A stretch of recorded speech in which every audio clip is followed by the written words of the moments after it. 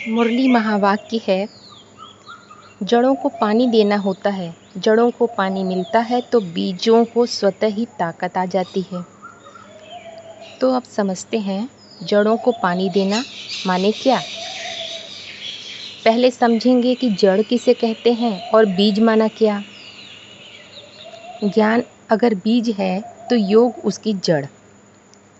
ज्ञान से निश्चय पैदा होता है, निश्चय से योग पैदा होता है और योग से जीवन वृक्ष को शक्ति मिलती है। बीज ज्ञान है, जड़ योग है, तना धारणा है और फल अनुभूति है। ज्ञान बीज बोता है तो योग उसके जड़ देता है, क्योंकि केवल ज्ञान होने से वृक्ष नहीं उगता। ज्ञान को जीवन में पकड़ने वाला योग ही है। माना ज्ञान पहचान है, योग संबंध है।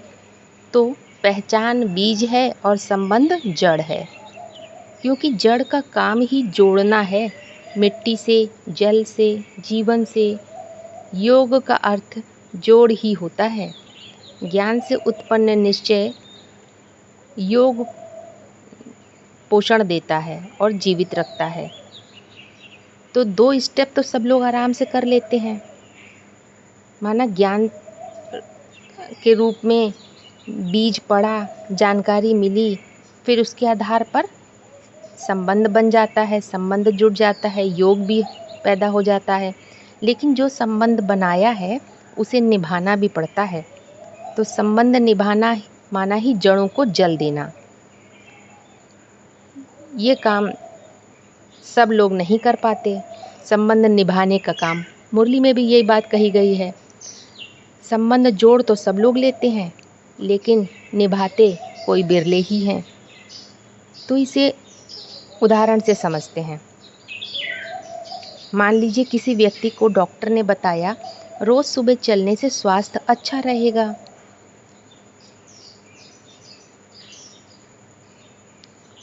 तो ये ज्ञान है, बीज के रूप में पड़ गया।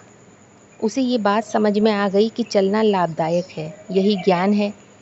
अभी केवल संभावना पैदा हुई, जैसे कि हाथ में बीज आ गया कि चलना अच्छा है, ये पहचान है। फिर निश्चय हुआ। निश्चय हुआ माने बीज को बो दिया। अब उसने तय कर लिया कि मैं कल से रोज चलूँगा, यही निश्चय है।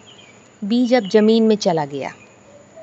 फिर तीसरा स्टेप, योग रूपी जड़ें निकलने लगी, माने उसे लगन लग गई। अगले दिन वो चला, दूसरे दिन भी चला, बारिश आई तब भी चलने गया, टहलने गया, आलस आया तब भी उठ के टहलने गया। अब उसका चलने से ही संबंध जुट गया, यही योग है।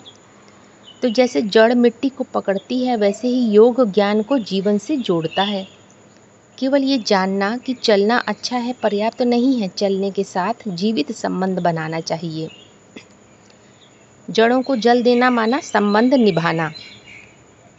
एक दिन चल लिया, फिर 10 दिन छोड़ दिया तो जड़ सूख जाएगी। इसीलिए रोज समय देना, अभ्यास करना, ध्यान रखना, यही तो जड़ों को जल देना है। माना योग के रूप में पोषण देना। फिर धारणा क्या है? तना। कुछ महीने बाद उसकी आदत बन गई चलना, टहलना। अब उसे याद भी नहीं करना पड़ता, वो स्वास्थ्य की धारणा में खड़ा हो गया, यही वृक्ष का तना है। फिर उसकी अनुभूति रूपी फल महसूस करता है, फल मिलता है। अब वह स्वयं को अनुभव करता है कि शरीर हल्का हो गया, ऊर्जा बढ़ गई, मन प्रसन्न है। अब उसे किसी किताब या डॉक्टर के प्रमाण की ज़रूरत नहीं, फल स्वयं मिल गया, यही अनुभूति है। तो आध्यात्म में भी यही होता है। मैं आत्मा हूँ, ज्ञान बीज है, मुझे इसे जानना है कि मैं आत्मा हूँ तो कैसे हूँ, ये निश्चय। और निरंतर अगर स्मरण करेंगे, ध्यान और आत्म अवलोकन करते हैं तो योग रूपी जड़ें निकलती हैं। फिर धीरे धीरे आत्मभाव में स्थिरता आने लगती है, तो धारणा रूपी तना है, जिसका रिजल्ट शांति, आनंद, साक्षी भाव का प्रत्यक्ष अनुभव, यह है अनुभूति के फल। इसीलिए कहा जा सकता है पहचान बीज है ज्ञान के रूप में, संबंध जड़ है, स्थिरता तना है और अनुभव फल।